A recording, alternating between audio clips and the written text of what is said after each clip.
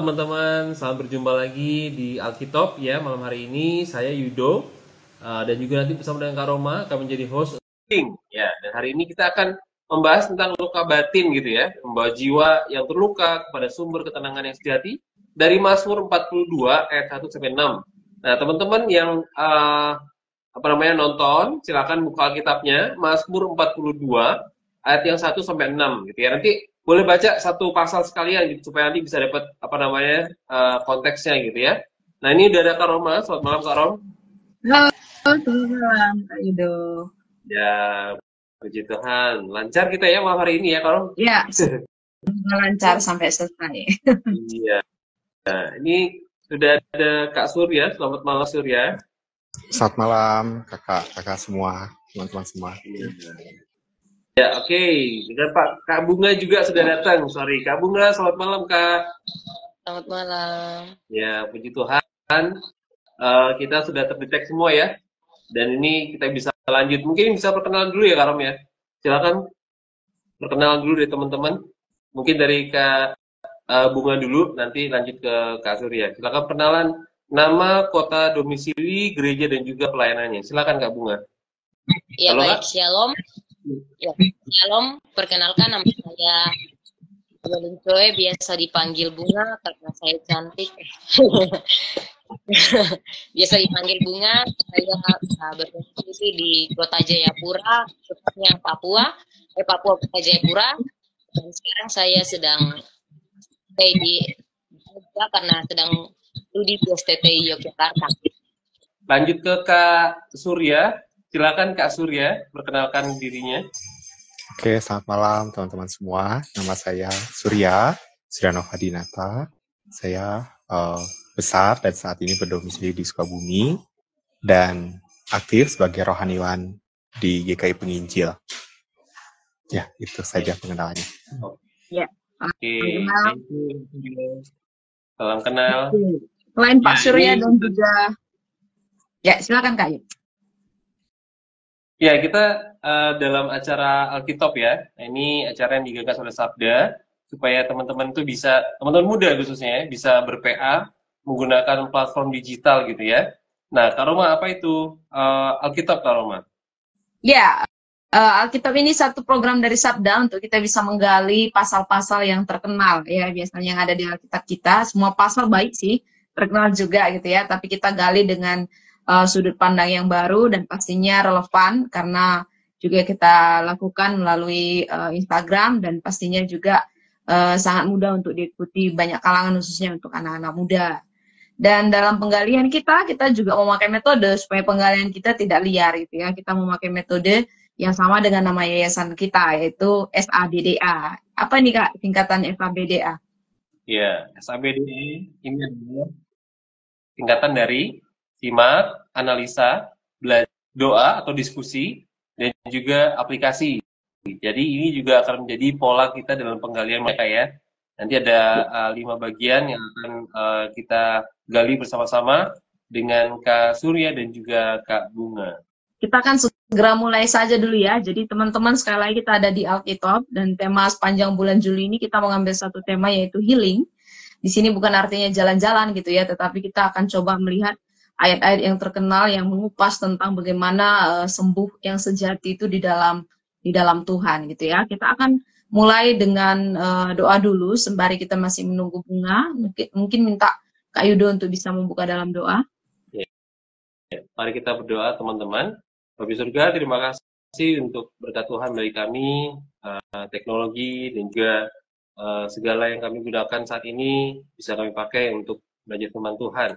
Dan malam hari ini kami boleh belajar lagi lewat Alkitab di platform Instagram ini. Kayak Tuhan Engkau menolong kami untuk semakin bisa mendalami firman Tuhan dengan cara yang benar, dengan juga teman-teman yang baik yang saling memperkaya pendalaman kami. Dan Tuhan tolong supaya malam hari ini Alkitab boleh dilaksanakan dengan baik tanpa halangan satu apapun, dan juga Tuhan tolong untuk semua teman-teman yang boleh mengikuti dan juga nanti teman-teman yang akan menonton arsipnya, semuanya diberkati oleh firman Tuhan dan juga boleh hidup dalam kebenaran. Terima kasih Tuhan Yesus, kami menyerahkan untuk Kak Bunga, Kak Surya, Roma dan juga anakmu.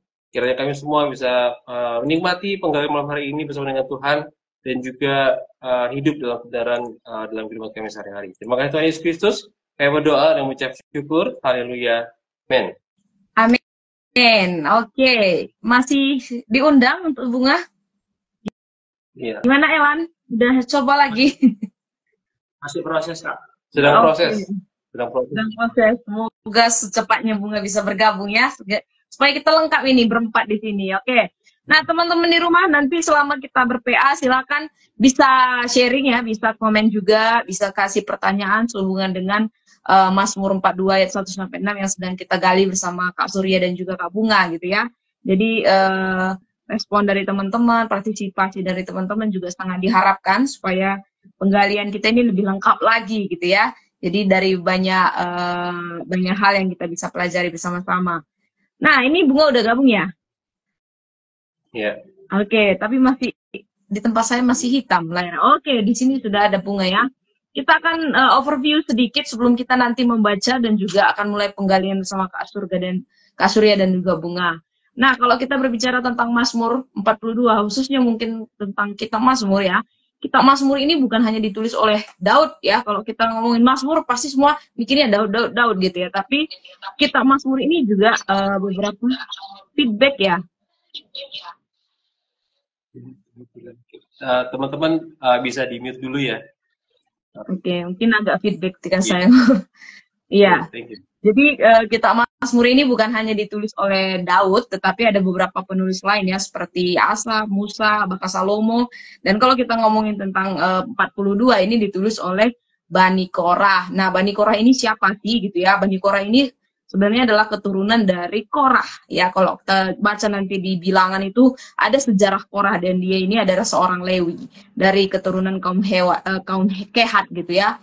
Dan ini salah satu dari 3 kaum yang terkenal di suku Lewi, termasuk beberapa kaum lainnya gitu ya.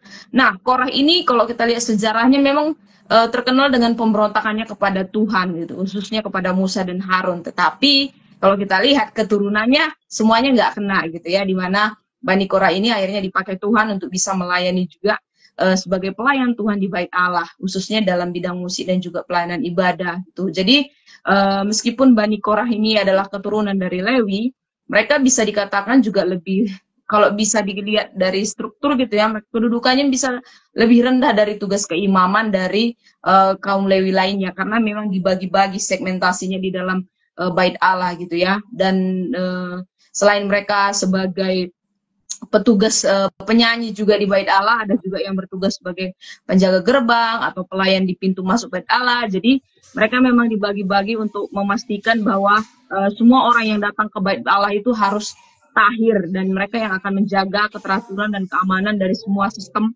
yang ada di Bait Allah gitu ya. Jadi luar biasa kalau kita lihat latar belakang sedikit dari Bani Korah ini, di mana keturunan dari Korah ini sendiri itu dipakai oleh Tuhan secara luar biasa di Bait Allah untuk pelayanan ibadah.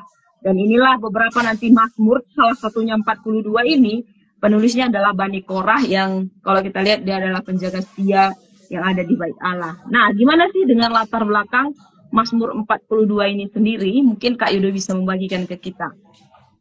Ya, oke. Jadi seperti teman-teman tahu ya, kitab Mazmur itu ada beberapa jilid gitu ya, ada 5 jilid. Dan Mazmur 42 ini adalah Mazmur pertama dalam bagian kedua dari kitab Mazmur ini. Nah, ini ditandai dengan judul untuk memimpin biduan nyanyian pengajaran dari Bani Korah gitu ya. Pokoknya ini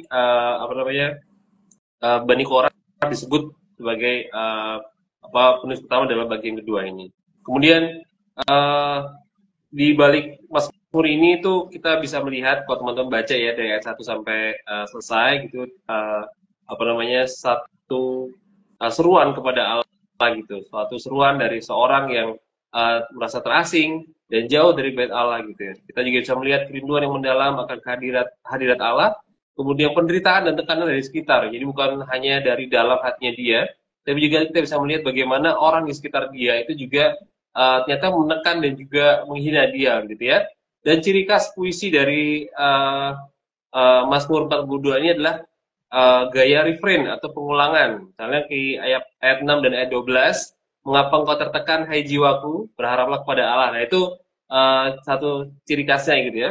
Ini jadi semacam pilar untuk penghiburan di tengah penderitaan, dan Mazmur 42 ini menjadi ekspresi bagi jiwa seorang atau seorang pemazmur gitu di Bani Korah yang sedang berada jauh dari bait Allah, dan kemungkinan besar dia adalah pembuangan atau delik keterasingan. Kita nggak tahu apa namanya latar belakang secara detailnya gitu ya, tapi dari penulisannya ini sangat emosional, sangat dekat gitu ya, sangat personal gitu, sehingga itu juga bisa belajar, bisa melihat juga bagaimana keterasingan atau jauh dari hadirat Allah itu bisa memunculkan satu puisi yang juga sekarang kita bisa pelajari untuk menolong kita bagaimana kita bereaksi atau merespons keadaan-keadaan seperti itu gitu ya.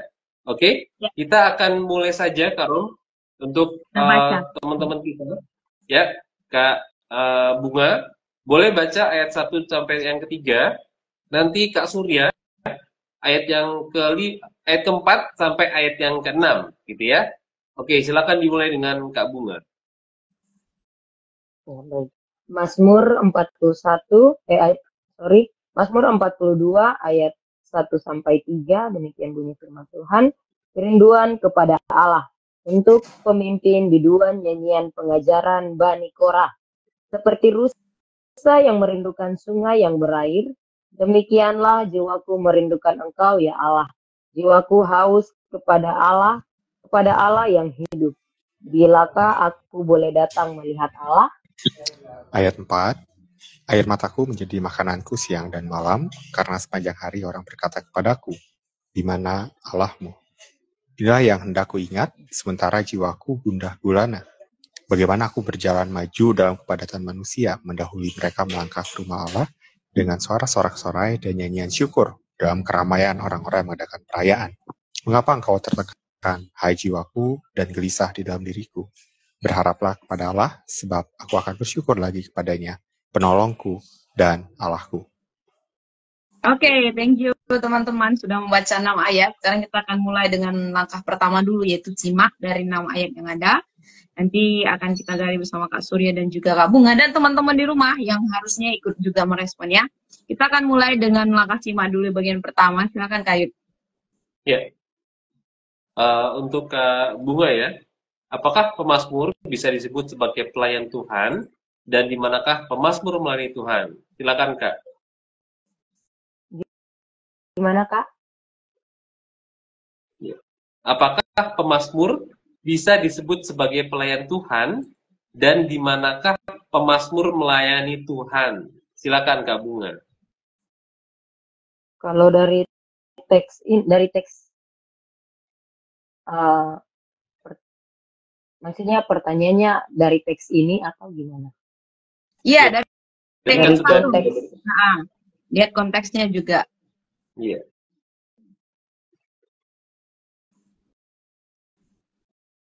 Apakah pemazmur disebut sebagai pelayan Tuhan? Ya. Bagaimana Kak Bunga? Jadi pemazmur ini ya dia adalah pemazmur ini bisa disebut pelayan Tuhan karena tugas pemazmur ini adalah dia, kalau menurut konteks ini dia memberi bukan pengajaran, dia bermazmur bagi Tuhan atau dia bernyanyi seperti itu pada Tuhan, dan di mana itu kalau dalam konteks ini bisa di bait Allah, di mana saja bisa seperti itu. Iya.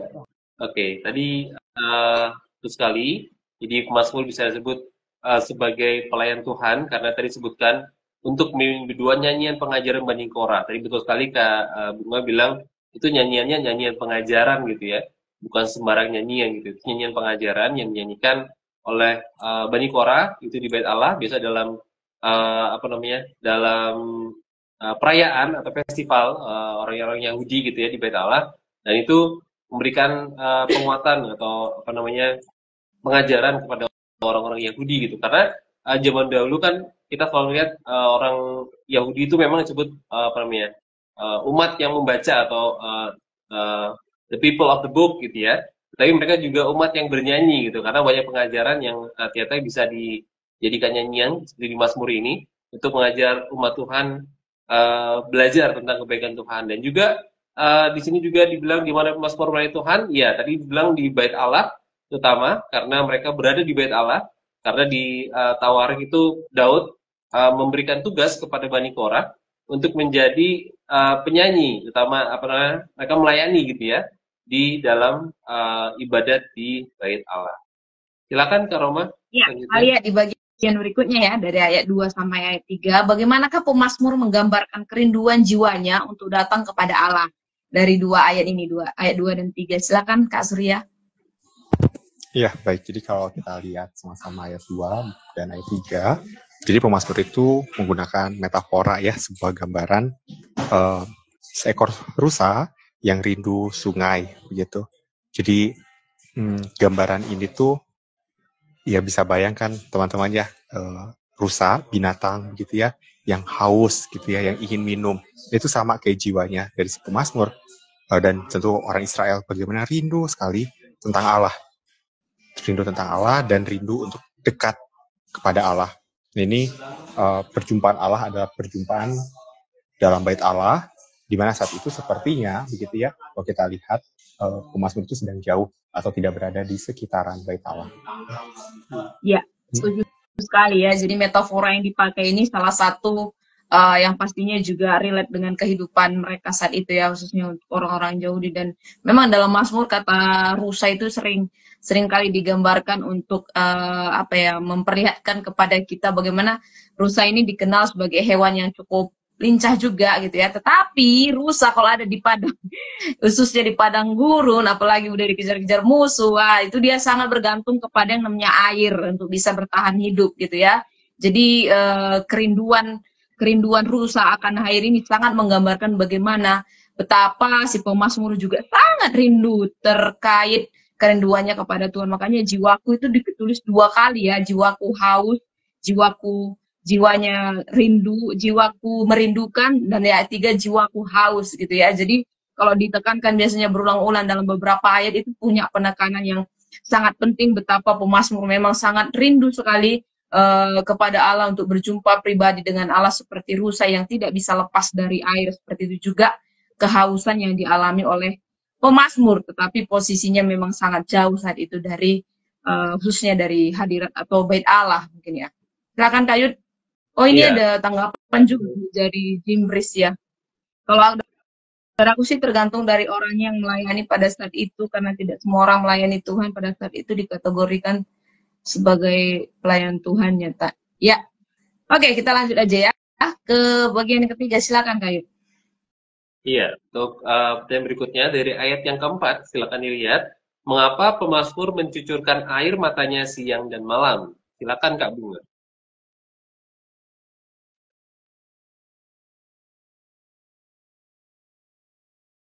Halo. Ya, silakan Kak Bunga.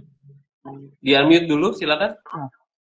Minta maaf. Ya. Pada ayat yang keempat itu dijelaskan bahwa katanya bahwa air mataku menjadi makananku siang dan malam. Nah, kalau misalnya konteks kalau bicara mengenai makanan, kita bisa waktu kita makan mungkin siang dan malam. Tapi kalau dalam konteks ini dia menjelaskan air matanya. Jadi tiap hari itu dia kayak menangis siang dan malam seperti itu. Pemazmur ini seperti itu, air matanya tiap siang dan malam itu tercucur terus air matanya seperti itu. Karena kenapa dia menangis siang dan malam? Karena pada waktu itu banyak yang ada orang yang bertanya kepadanya, di mana Allahmu? Tapi pertanyaan ini seperti mengolok-olok, seperti menjudge mungkin kalau bahasa modern, menjudge kayak di mana Allahmu? Kok kayak gitu. Iya, betul sekali ya. Jadi itu seperti tadi aku bilang itu kayak pengulangan gitu ya. Yang pertama dibilang air mataku menjadi makananku siang dan malam gitu. Karena sepanjang hari, siang malam, sepanjang hari gitu ya. Jadi itu penekanan yang sangat kuat gitu ya. Dia menangis, air matanya bahkan menjadi makanan gitu dalam tanda kutip. Itu bisa jadi satu ekspresi dia nggak makan nggak makan gandum, dia nggak makan apapun gitu, tapi dia makan air matanya gitu, karena itu kesedihan yang mendalam yang dia rasakan gitu. Dan juga penyebabnya adalah sepanjang hari orang berkata kepada si pemazmur, di mana Allahmu? Nah, orang Yahudi, orang Israel adalah orang yang punya satu Allah gitu ya, yaitu adalah Yahweh gitu. Ketika Yahweh tidak hadir atau dia tidak bisa merasakan hadirat dari Tuhan gitu ya, si pemazmur ini orang bertanya, di mana Allahmu? Itu satu satu tikaman gitu ya, pertanyaan yang kayak tadi Bunga bilang menjatuhkan gitu, bahwa si pemazmur ini diejek oleh orang yang mungkin tidak mengenal Tuhan gitu, yang berkata di mana Allahmu sekarang ketika kamu tidak bisa merasakan kehadirannya. Jadi satu ungkapan yang sangat pedih gitu ya dari seorang pemazmur. Oke, silakan Kak Roma. Ya, kalau kita lihat di ayat yang kelima ya, di berikutnya, apa yang diingat pemazmur saat jiwanya gundah gulana karena tidak dapat datang ke rumah Allah. Silakan Kak Surya. Ya, ayat 5 sangat jelas ketika dibilang, inilah yang hendak ku ingat sementara jiwaku gundah gulana.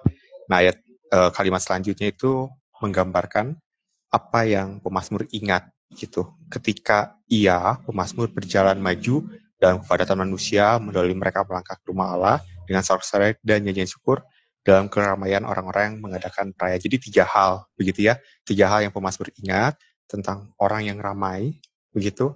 Lalu orang-orang yang berjalan ke rumah Allah dengan suara sorak-sorai dan nyanyian syukur. Dan yang ketiga, orang-orang yang mengadakan perayaan. Jadi memang rumah Allah itu tentu bicara tentang bait Allah begitu, di mana orang-orang Israel bisa datang kepada Tuhan, di mana kan nggak sembarangan orang bisa datang ke sana begitu ya. Mereka harus mempersiapkan diri, mereka harus menyucikan diri, dan yaitu membuat sukacita begitu ketika bisa berjumpa dengan Allah itu sendiri. Jadi 3 hal itu yang pemazmur ingat ketika jiwanya gundah gulana. Iya, jadi kalau di ayat 5 ini sangat menarik sekali ya, karena dia callback memorinya gitu ya, bagaimana dia punya pengalaman ketika ibadah di masa lalu gitu, bertemu dengan Allah. Bahkan dikatakan di sini betapa dia sangat sukacita gitu, sorak-sorai.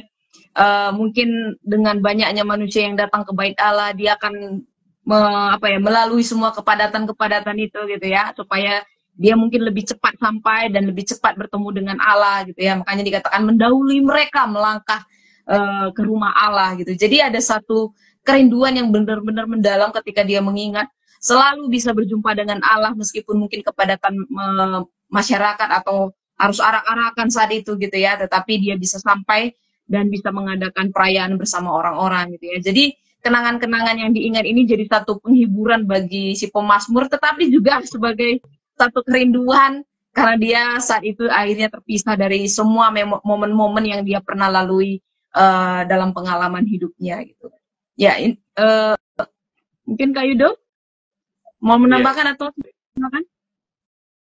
Ya, kalau aku pikir tuh kayak satu ini ya, dia sangat kontras dengan ingatannya gitu. Dia melihat ke belakang pada satu waktu ketika dia lebih baik daripada yang hari ini gitu ya.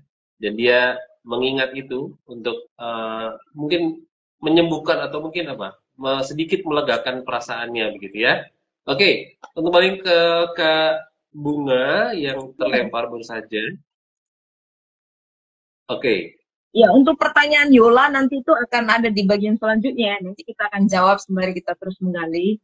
Apa yang membuat penulis Mazmur ini tetap berharap dan percaya pada Tuhan? Nah, itu nanti ada di pertanyaan berikutnya.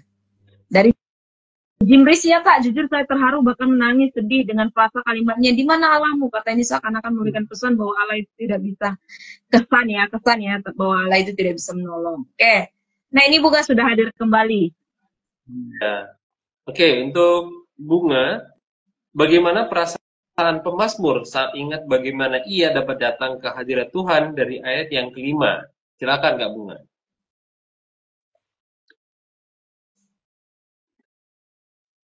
Ya, bagaimana perasaan pemazmur saat dia mengingat bagaimana dia dapat datang ke hadirat Tuhan? Kalau kita melihat dari ayatnya yang kelima, Kak, silakan.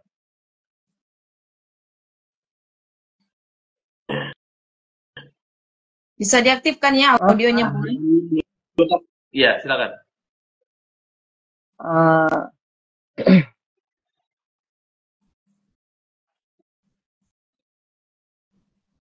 Pertanyaannya bisa diulang, Kak? Oke, pertanyaannya bagaimana perasaan pemazmur saat ingat bagaimana dia dapat datang ke hadirat Tuhan? Kalau kita bisa melihat dari ayat yang kelima, Kak. Kalau di ayat yang kelima,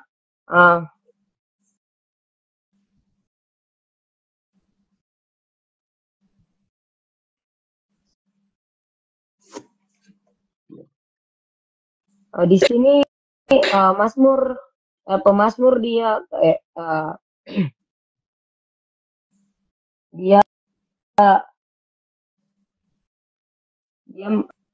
dia mengingat bahwa dirinya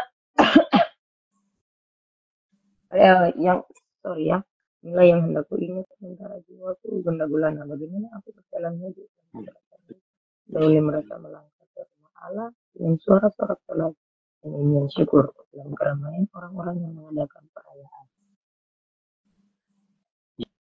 Ya, bagaimana Kak Bunga?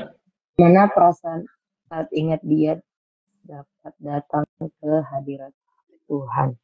Nah, pada mungkin tentunya dia sangat merindukan hadirat Tuhan. Tapi kalau dia datang ke hadirat Tuhan, dia merasa bersyukur dan dia bersorak-sorai dan seperti itu, dan dia mau menyanyi nyanyian sorak-sorai bagi Tuhan seperti itu, Kak. Ya. Oke, dari ayat yang kelima tadi ya, dia mengingat bahwa dia pernah gitu ya berjalan maju dalam kepadatan manusia, mendahului mereka melangkah ke rumah Allah gitu ya. Dan mungkin dia bukan orang biasa, kan dia bilang orang Bani Korah gitu ya. Dia melangkah dalam kepadatan manusia, dia melangkah maju, mendahului, mungkin dia memimpin mereka gitu ya. Memimpin umat Allah untuk pergi ke Yerusalem atau beribadah kepada Allah gitu ya. Jadi bukan orang sembarangan. Tapi di sini juga disebutkan sementara jiwaku gundah gulana gitu ya. Jadi sebenarnya buat aku ini mixed feelings gitu ya. Jadi dia sebenarnya lagi gundah gulana, kalau bahasa Indonesia sederhananya mungkin lagi galau gitu ya, lagi galau, betul. Lagi galau. Kemudian dia mengingat gitu ya, mengingat tentang bagaimana dulu dia pernah berjalan maju dalam kepadatan manusia menuju kepada bait Allah, ke rumah Allah, mendahului orang-orang gitu ya, dan juga dalam suara sorak-sorai dan nyanyian syukur. Jadi ini benar-benar satu pengalaman yang sangat-sangat buat aku ya menyakitkan gitu ya. Dia dalam kondisi seperti itu ditanya di mana Allahmu, sementara dulu dia pernah memimpin umat Allah pergi kepada bait Allah untuk menyembah Allah begitu ya. Oke, silakan Kak Roma. Ya. Dan di ayat yang terakhir ya, bagaimana cara pemazmur kalau kita lihat menghibur jiwanya yang tertekan itu tadi, dari ayat 1 sampai 5, bagaimana nih ayat yang ke-6 ini? Silakan Kak Surya. Ya, di penutup bagian ini sebetulnya pemazmur dua hal begitu ya ketika dia tertekan. Yang pertama adalah berharaplah kepada Allah. Jadi kayak pemazmur itu lagi bicara ke jiwanya, ke diri sendiri, self talk gitu ya. Bukan hanya self talk tapi benar-benar recall ya, ke bagian hidupnya bahwa kamu harus berharap pada Allah, dan yang kedua bersyukur lagi kepadanya. Dan menarik ada kata lagi begitu. Jadi sebetulnya saya pikir berarti pemazmur ini terus mengucap syukur, dan semakin bersyukur semakin mengingat bahwa Allah ada bersama dengan dia, dan dia kira kan penolongku dan Allahku begitu. Dua itu, berharap pada Allah dan bersyukur lagi kepada Allah.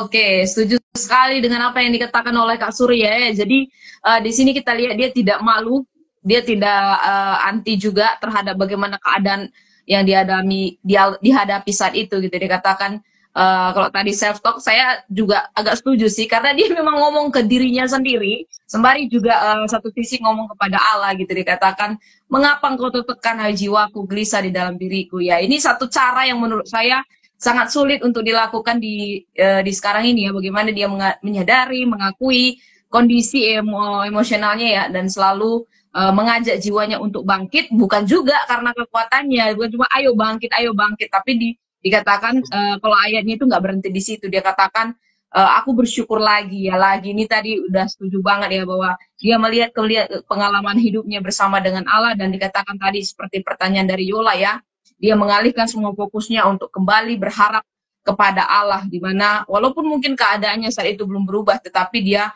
memilih untuk berharap kepada Allah, bukan kepada perasaan atau situasi yang terjadi gitu. Dan lagi-lagi dia bersyukur dan diingatkan lagi penolong dan Allahku gitu. Jadi kata Allah juga cukup diulang beberapa kali di satu ayat ini ya, untuk bagaimana dia bisa teguh di dalam imannya dan bisa tetap menjalin relasi yang baik dengan Allahnya gitu. Oke, mungkin kita sudah coba menyimak dari 6 ayat ya, satu persatu, dan kita akan lebih cepat lagi, kita akan lihat di bagian analisa ya, kita untuk meneliti lebih dalam.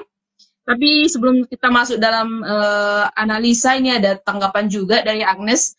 Mazmur ini menjelaskan mengenai jeritan jiwa yang terluka, haus, dan merasa ditinggalkan, tetapi juga mengandung pengharapan kepada Allah ya. Itu tadi ya, mix feeling.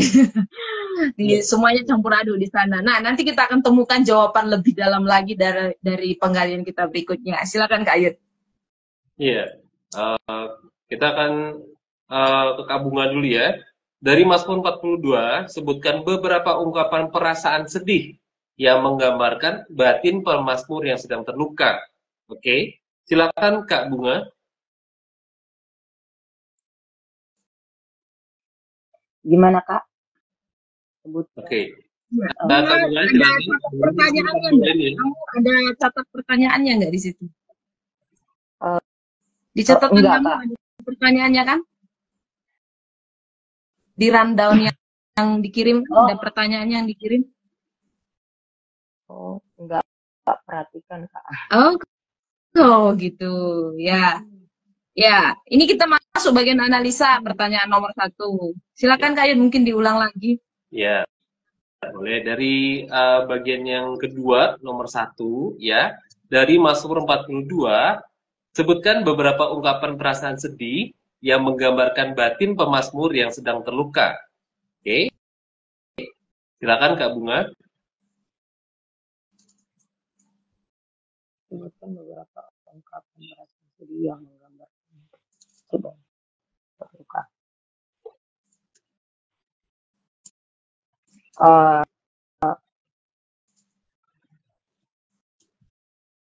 Di sini dari semua ayat, dari ayat 1 sampai ayat 6 atau ayat dari ayat 1 sampai ayat 6. Bagaimana nih perasaan-perasaan apa aja nih yang ada? Jadi dia menggambarkan dirinya seperti pada ayat yang ke-42 pada ayat yang kedua ini dia menggambarkan dirinya seperti rusa yang merindukan sungai yang berair. Kalau rusa kan kalau rusa yang sedang merindukan sungai yang berair, mungkin pada saat arus itu hanya seperti bahasa kiasan ya. Jadi kalau rusa kan kalau dia haus, dia sedang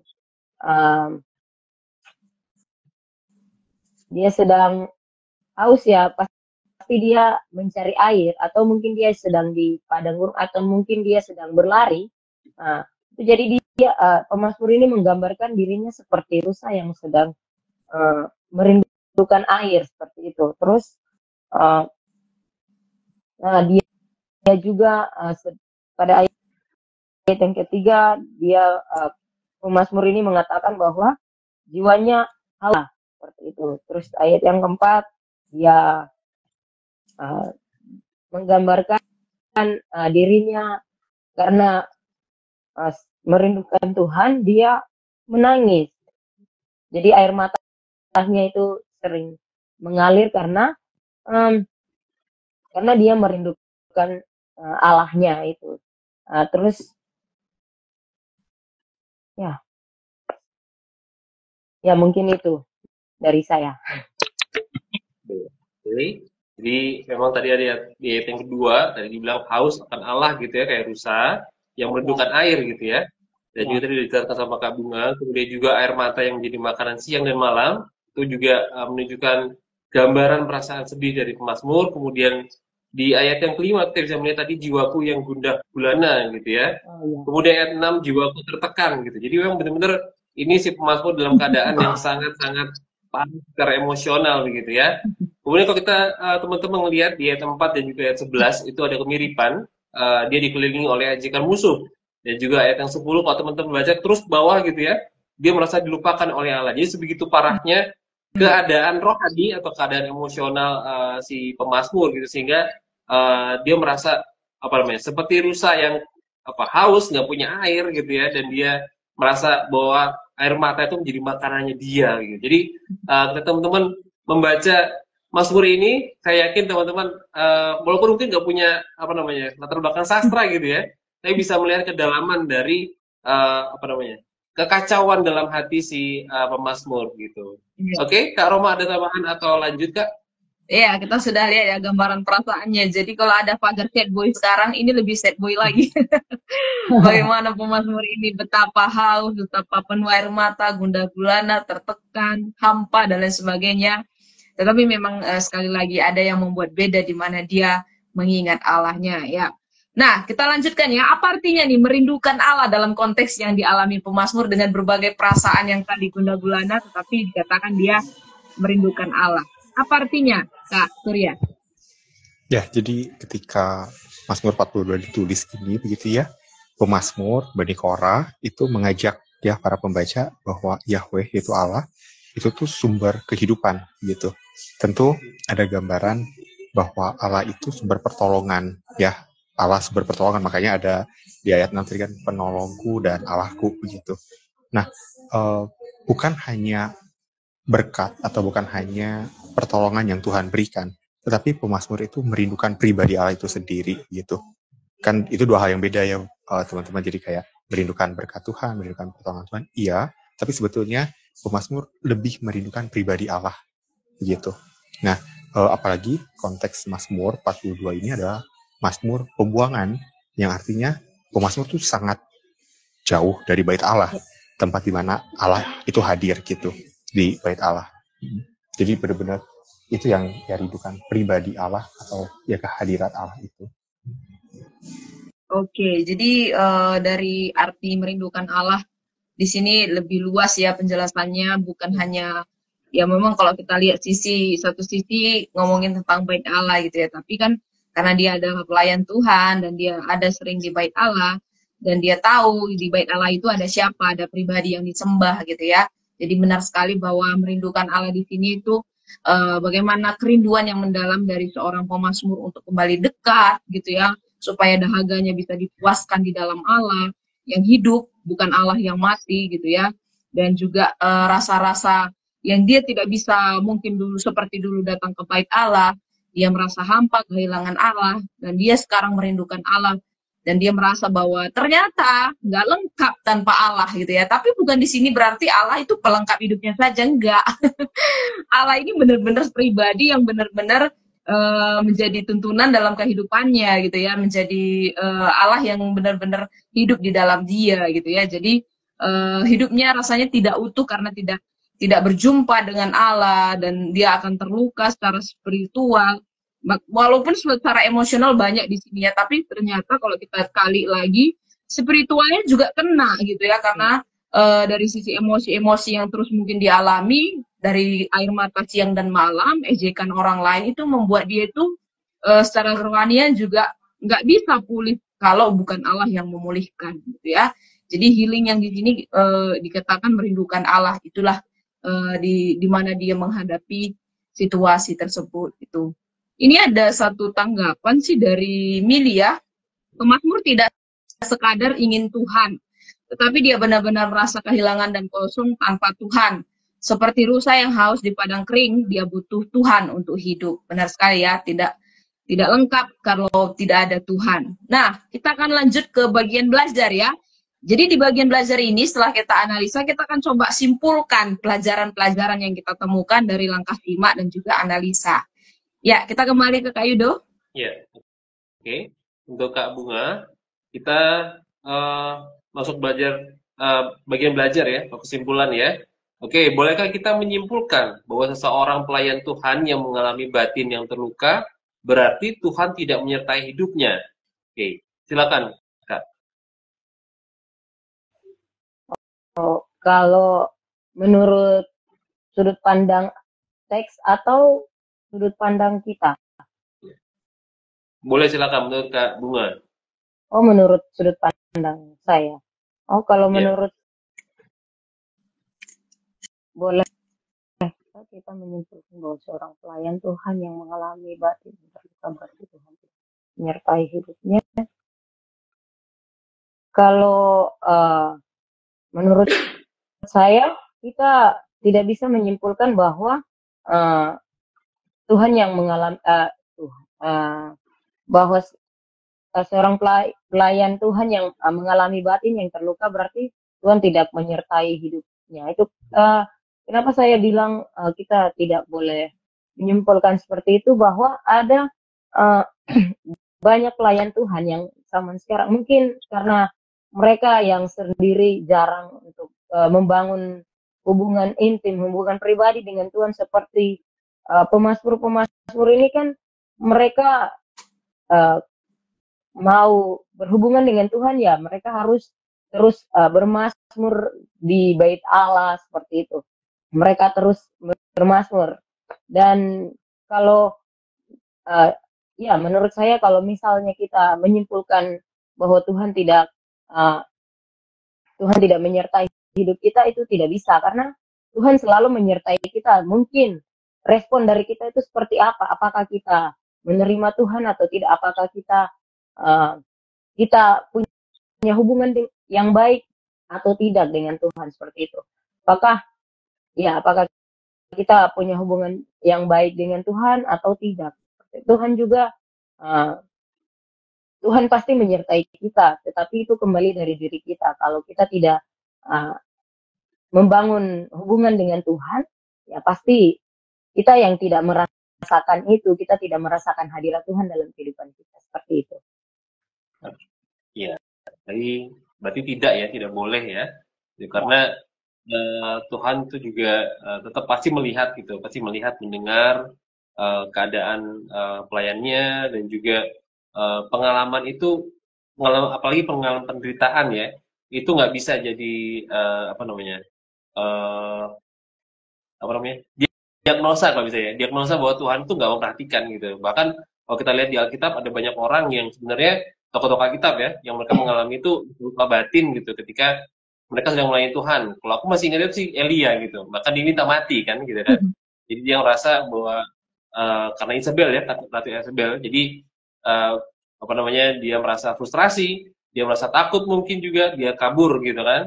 Kemudian dia minta sama Tuhan, Tuhan bunuhlah aku, cabutlah nyawaku gitu. Tapi Tuhan sendiri memberikan penghiburan gitu dalam cara yang mungkin tidak diduga oleh Elia gitu ya. Jadi maksudku bukan berarti kita ketika melihat orang atau pelayan Tuhan yang sedang dalam keadaan yang tidak baik, kemudian kita bilang Tuhan sudah nggak ada lagi menyertai dia, gitu. Atau Tuhan sudah nggak lagi memberi dia kuasa begitu ya. Tapi kita mungkin bisa melihat bahwa pengalaman-pengalaman itu justru membuat mereka itu semakin diperlengkapi lah, kalau menurutku, diperlengkapi untuk bisa semakin melayani Tuhan dengan kemampuan, kekuatan yang lebih daripada kekuatan mereka sendiri begitu kali ya. Oke, silakan kalau mau ada tambahan Kak, atau mau lanjut ke pertanyaan berikutnya Kak. Lanjut ya. Tapi ini ada satu tanggapan, saya bacakan dulu dari Kak Elan. Dia mengatakan, menurut saya seorang pelayan yang mengalami batin yang terluka bukan berarti tidak disertai Tuhan. Setuju. Tetapi mungkin bisa saja Tuhan memperbolehkan ujian datang di hidupnya supaya pelayan tersebut upgrade, atau juga semakin lebih bergantung lagi kepada Tuhan, ya. Nah, kita akan coba lanjut ya ke Kak Surya kembali. Pelajaran apa nih yang bisa kita teladani dari sikap pemazmur yang mengalami batin yang terluka ini tadi? Silakan Kak Surya. Dari Mazmur 42, saya pribadi begitu, dan sebenarnya ajakan juga, satu kunci yaitu mengingat, begitu ya, remember. Mazmur 42, sekalipun di dalam pergumulan, penderitaan, tadi kan jelas penderitaan atau pergumulan bukan berarti Allah itu absen gitu ya dari kehidupan kita. Nah, kalaupun kita menghadapi itu, mari kita mengingat, karena beberapa ayat ya, ayat 4, ayat 6, kata mengingat terus muncul gitu. Terus bahkan di ayat 9 dan seterusnya juga ada seruan-seruan untuk mengingat gitu. Nah, kita yakin bahwa Allah kita adalah Allah yang Immanuel, Allah yang bersama dengan kita. Jadi ada banyak di Perjanjian Baru pun yang menekankan bahwa tidak mungkin ada yang bisa memisahkan kita dari kasih Allah, gitu ya. Terus jika Allah di pihak kita, siapa yang jadi musuh kita, begitu ya. Semua begitu ya. Ayat-ayat itu mengingatkan bahwa kita itu miliknya Allah dan Allah adalah milik kita, gitu. Bukan kita tidak tahu, tetapi kita tidak ingat, gitu. Saya saya yakin teman-teman termasuk kita tahu Yesus ada Immanuel gitu. Bukan kita tidak tahu, tapi kadang kita tidak ingat gitu. Jadi pelajaran paling penting adalah untuk mengingat. Kenapa ada satu tokoh begitu ya, dia bilang kayak kita harus membaca Injil setiap hari karena setiap hari juga kita melupakannya. Artinya apa? Ya kita harus terus ingat gitu akan firman Tuhan, kita ingat tentang Tuhan. Ya itu satu hal yang saya pikir kita bisa pelajari dari sikap pemazmur. Iya, jadi pelajaran untuk mengingat ini menurutku juga sangat bagus sekali ya. Apalagi dengan metafora yang dijelaskan barusan ya. Terlalu sering kita melupakan atau memang kita malas untuk mengingat gitu ya. Tetapi ketika pemazmur sekali lagi mengungkapkan kesedihannya di hadapan Tuhan, dia mengingat bagaimana Tuhan bersama-sama dengan dia, Tuhan menolong dia, Tuhan sumber pengharapan hidupnya. Dan ya ini satu respon yang sangat baik sekali ya, apalagi dia jujur juga mengakui bagaimana perasaannya di hadapan Tuhan, dan dia meskipun mungkin secara emosionalnya terluka, tetapi dia tidak berlarut-larut dalam keputusasaan gitu ya, dia kembali mengingat dan tidak menyerah di situ aja, dia kembali kepada Tuhan gitu ya. Jadi penting sekali untuk menaruh ingatan yang baik sebagaimana Tuhan yang selalu menjadi sumber kekuatan dan pemulihan dalam kehidupan kita. Nah, ini udah ada beberapa tanggapan juga yang sudah masuk ini. Kita coba bacakan dulu ya Kak Yud sebelum kita lanjut ke bagian diskusi. Dari Kak Agnes, terlalu sempit jika mengaitkan luka batin dengan ketidak adanya penyertaan Tuhan, tidak menutup kemungkinan bahwa sakit ada supaya seorang bisa merasakan apa itu sembuh. Ya, kalau tidak sakit tidak ada kalau tidak sakit susah untuk melihat kesembuhan juga, gitu ya. Dari Agnes, keberadaan dan penyertaan Allah tidak bisa dibatasi dengan keadaan luka kita. Dan Jimdis juga pelajarannya adalah tetap berpaut hatinya kepada Allah, gitu ya. Dan wah, sekalipun mereka mendapat ejekan dan hina. Mungkin bisa dilanjutkan Kak Yud, banyak nih tanggapannya. Dari Kak Elan Handoko tadi setuju dengan Kak Agnes ya, supaya kita bisa lebih bersyukur juga saat sembuh gitu ya. Nah, Kak Mili juga bilang pelajaran bagi saya tidak pura-pura kuat dan tidak menyembunyikan air mata atau mencoba terlihat baik-baik saja. Tuhan senang ketika kita datang dengan hati yang apa adanya, sekali ya.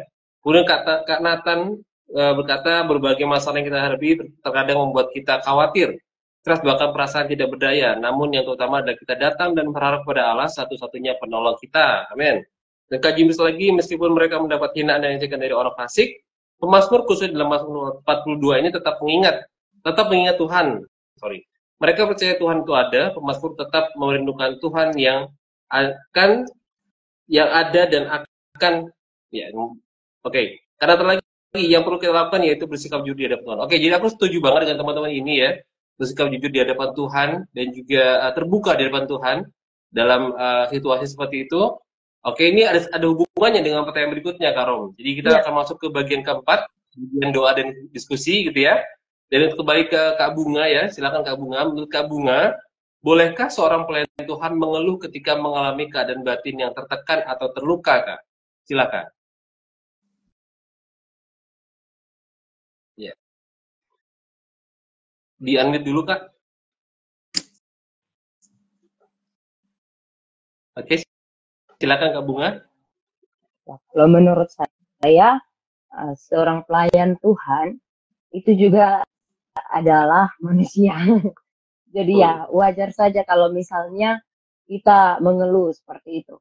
Dan saya baca di ayat yang di kitab ini, dia menyebutkan nama Allah yang dalam bahasa aslinya yaitu Allah El Hai, yang menegaskan bahwa Allahnya adalah Allah yang aktif, Allah yang berinteraksi dan pemberi yang hidup, seperti itu. Jadi Allah ini dia hidup. Ketika kita merasa kita mungkin di dalam pelayanan kita ada masalah dengan orang-orang di tempat pelayanan kita, kita bisa saja mengeluh kepada Tuhan, karena mau ke siapa lagi kita mau mengeluh seperti itu. Ya, kita mengeluhnya secara ini pandangan saya secara pribadi ya, secara hubungan dengan Tuhan seperti itu.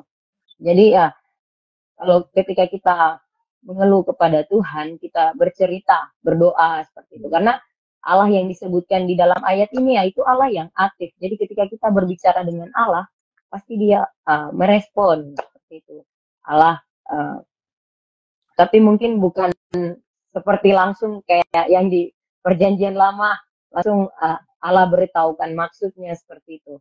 Tapi kita bisa tahu atau kita peka terhadap Roh Kudus yang Tuhan sudah berikan. Kalau sudah masuk ke Perjanjian Baru kan udah dikasih Roh Kudus itu ke kita masing-masing seperti itu. Itu sih menurut saya. Ya, oke, setuju banget ya.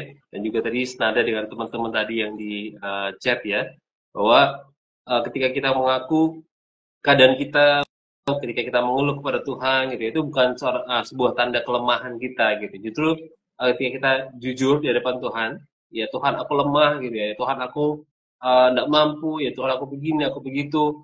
Dalam artian kita mengeluh kepada Tuhan, benar-benar mengeluh gitu, benar-benar terbuka kepada Tuhan siapa diri kita. Toh dia tahu siapa kita kan.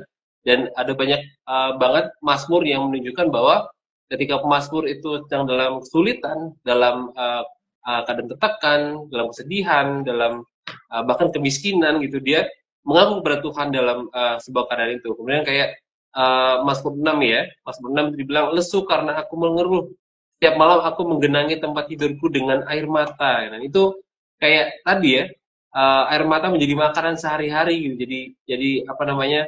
Jadi terbiasa dengan air mata, dengan kesedihan dan duka-cita. Tapi kembali lagi tadi seperti kata teman-teman di chat tadi, bahwa ketika kita jujur di hadapan Allah, ketika kita mengaku di hadapan Allah dengan terbuka, itu justru menunjukkan bahwa kita tuh dekat dengan Dia. Jadi nggak pura-pura kuat, nggak pura-pura mampu gitu ya, karena Tuhan adalah Tuhan yang kuat dan lebih mampu daripada kita. Oke, silakan Kak Roma. Ya, jadi di sini keluhan yang benar itu adalah keluhan yang disertai dengan iman dan pengharapan, dan juga tadi ya penghormatan kita di hadapan Tuhan, kejujuran betapa kita mungkin tidak bisa gitu ya. Nanti jadi kita takutnya jadi ini mispersepsi ya. Habis itu kita mengeluh terus di hadapan Tuhan, tapi kita nggak percaya, kita nggak bersyukur, kita memberontak gitu ya. Seperti yang dialami oleh bangsa Israel, mereka mengeluh, tapi keluhan mereka apa? Sikap yang tidak percaya, sikap yang tidak hormat kepada Tuhan gitu ya. Jadi ada dua persepsi di sini antara keluhan yang benar dengan keluhan yang sama sekali tidak benar, atau keluhan yang sifatnya tidak percaya kepada Tuhan gitu ya. Kita perlu hati-hati untuk mengerti bagian ini. Nah, kita lanjutkan, atas dasar apa pemazmur memiliki pengharapan yang teguh akan Allah di tengah keadaannya yang terpuruk? Silakan Kak Surya. Ya, jadi jelas bahwa pemazmur ini melihat Allah ini bukan hanya dalam tanda petik begitu ya, seperti bermanfaat bagi diri dia, tapi Allah memang satu-satunya pribadi yang layak untuk dipercaya, layak untuk disandarkan begitu. Itu yang seharusnya kita pun miliki begitu ya. Pengharapan kita adalah pengharapan pada Tuhan gitu. Kedukaan begitu ya, baru ibadah kedukaan.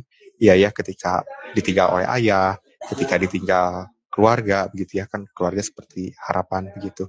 Tapi sebetulnya harapan di dunia semuanya akan ada waktunya akan hilang gitu. Tapi Allah lah satu-satunya yang seharusnya jadi harapan. Sama seperti pemazmur, kenapa dia berseru pada Tuhan, kenapa dia begitu bergumul sekali begitu ya. Karena dia tahu hanya Allah saja yang bisa menjawab segala persoalan hidupnya, termasuk keadaan yang terpuruk saat itu dialami. Oke.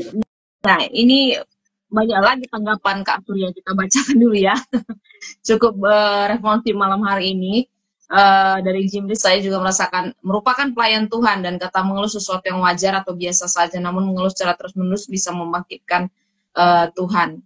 Maksudnya mungkin memperhatikan nyalanya Tuhan di sini ya.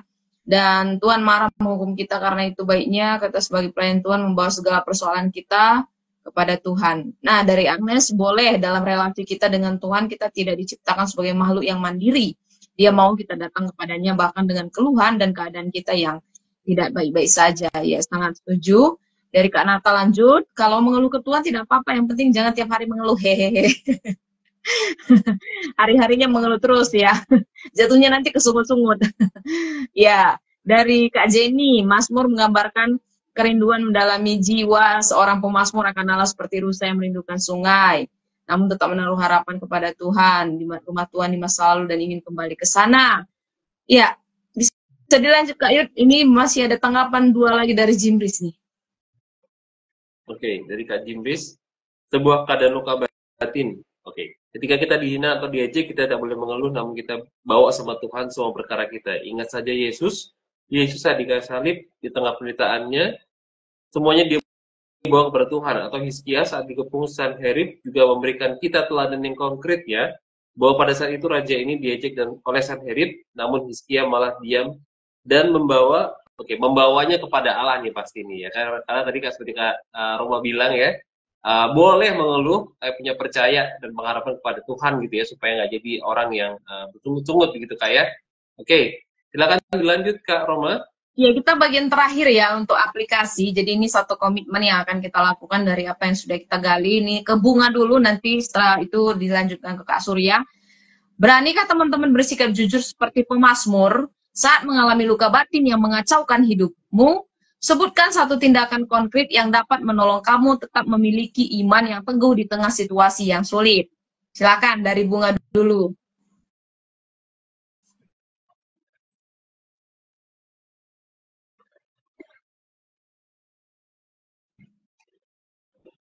Oke, sudah Bunga?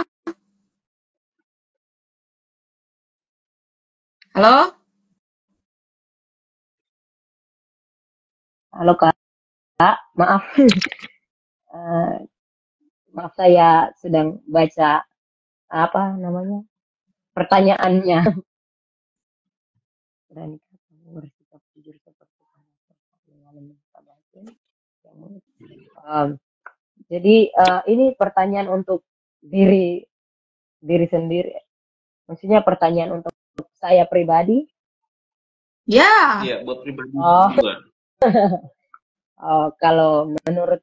Kalau saya pribadi, saya ya pasti berani karena nggak mungkin mau bohong karena Tuhan sendiri sudah menaruh Roh Kudus dalam diri saya ya. Roh Kudus itu dia mengetahui semua apa yang saya lakukan, apa semua yang ada dalam diri saya seperti itu. Jadi saya tidak bisa berbohong. Kalau saya berbohong pun Roh Kudus sudah tahu kalau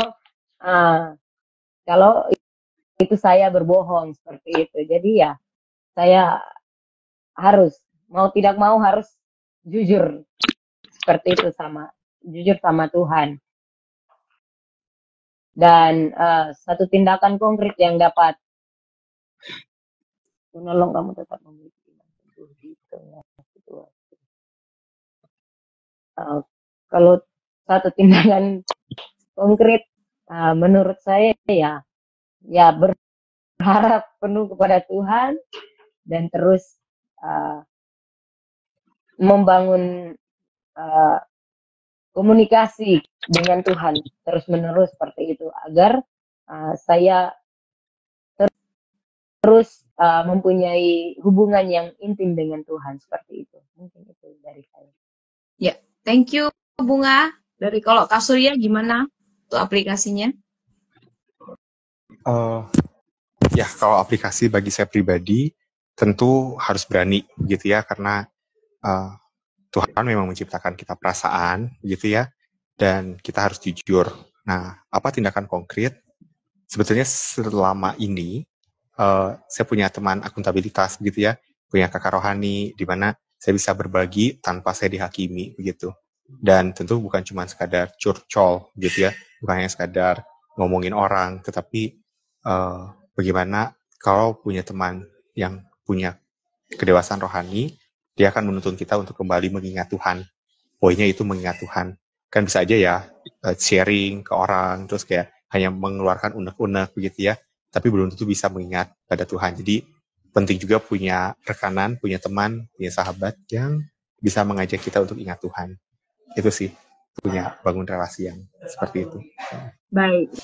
Terima kasih Kak Surya dan juga Kak Bunga untuk aplikasi yang akan dilakukan berdasarkan pengalian malam hari ini ya. Jadi teman-teman di rumah juga terima kasih banget. Ada banyak sekali respon yang saat ini malam hari ini juga mungkin relate atau kena ke teman-teman karena mungkin sedang berada di situasi mungkin yang sama, pergumulan yang sama atau kondisi emosional yang mungkin yang lagi sama yang dihadapi, tetapi kiranya ayat-ayat dari 6 yang sudah kita gali ini menolong kita semua untuk kembali mengingat gitu ya, untuk kembali percaya, untuk kembali memiliki keteguhan hati bahwa satu-satunya yang dapat menolong semua pergumulan kita itu bukan kita, tetapi adalah Tuhan. Tapi sekali lagi diingatkan, mari datang dengan jujur, akui kelemahan kita, akui ketidakberdayaan kita tanpa Tuhan gitu ya, karena ini menolong kita juga untuk terus punya hubungan yang baik dengan Tuhan gitu ya, dimana kita hanya manusia gitu ya, dan Tuhan adalah Tuhan yang menciptakan kita untuk Dia terus bisa menolong kehidupan kita seperti apa yang dialami oleh pemazmur yang sangat mengalami pergumulan batin, luka batin, tetapi ketika dia mengingat Tuhannya, ketika dia mengingat bait Allah, rumah Tuhan, dia melihat betapa sorak-sorai itu ada gitu ya. Jadi duka cita yang dialami oleh kita semua itu akan digantikan oleh sukacita yang berasal daripada Tuhan.